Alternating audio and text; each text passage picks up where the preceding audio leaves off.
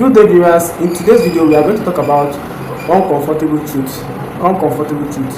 There are some things that happen in life that look like it is not comfortable, or it is not, but it is bitter truth. It's just like a bitter truth. It is, you have to call a spade a spade. What is not good is not good. What is not good is not good.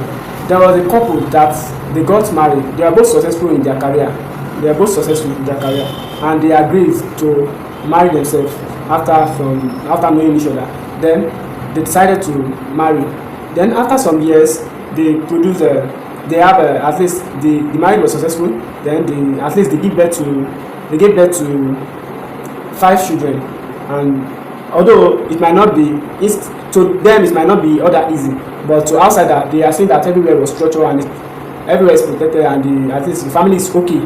So when the lady filed the divorce, the court awarded a massive settlement. And it was reportedly around $15 million on paper. Then that kind of money looked like a lifetime security to her. Then too many people also from outside, the outsiders also were seeing like this is a freedom, independence, and a winning after divorce. So that's what outsiders too are thinking, that this lady now has already gained many things. But I want you to know that money without structure, guidance, and protection, money without structure, guidance, or protection can quietly turn into liability. But most people don't know that. So it can also turn to liability. Now, after divorcing, then the lady now choose to help a childhood friends, childhood friend, someone that they have been together for years. So by entrusting him with about $11 million, to invest overseas, just like okay, I want to invest, maybe the guy introduced some kind of business to her, so she decided to just invest because she believes she's now on top of the world. But this wasn't a stranger to her, because he was not a strange. It was not the guy is not strange. It was a childhood. She gave him that amount, that money, because she trusts, it's someone that she has been trusted emotionally, and someone from her past. So childhood friend is not, so it's not as if they just know from, so they have been together for long, so he knows what he can do, he knows whatever. Even before the divorce, they were together too, so he trusts. But unfortunately, that trust was misplaced. The trust was misplaced. That's why I used to say that you don't trust anybody, even though anybody you are, maybe even though you are together or you are being with the person for a long time, you don't trust. So, but it was misplaced. The investment turned out to be a scam. It turned out to be a scam. They later found out that she was scammed.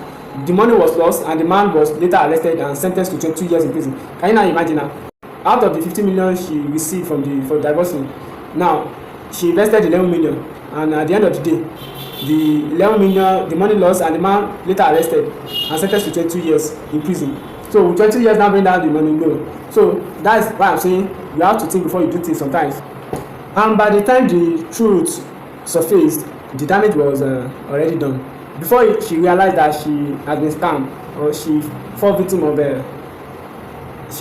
of fraud, so the damage was done already.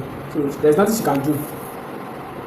Assuming she is still with her husband, that money that she lost she won't lose it, because her husband will, as a man, the husband will want to find out or look into it, that is this thing true, is this thing something. So because she's not with man, she just decided to spend the money anyhow, and she's now facing the consequences now.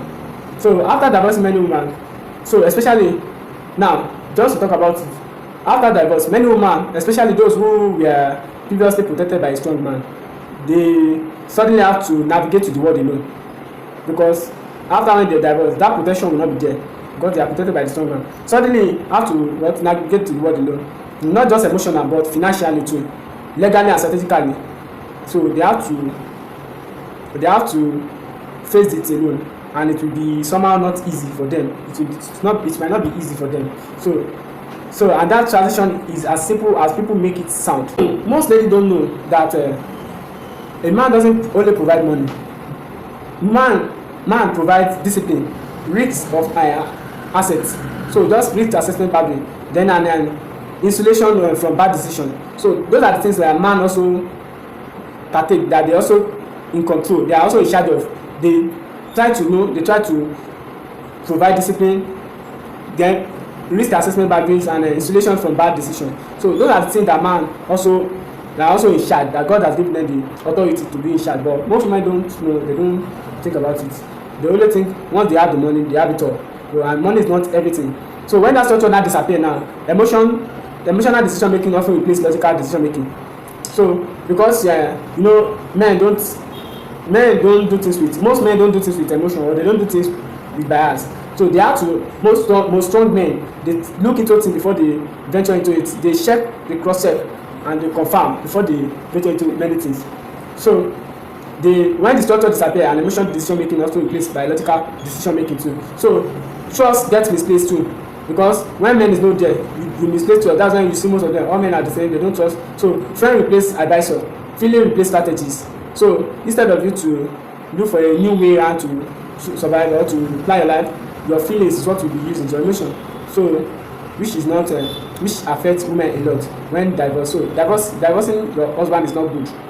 So most women, they don't have that something to, let's say they don't have that strength. Yes, they don't have that strength or capacity to lead. Yeah, because most of their things are emotion. So they put emotion. So that's why they don't have that strong mind to do some other things. So that's why they need men to protect and guide them. So that's why they need it. Not because they cannot survive alone, but because they need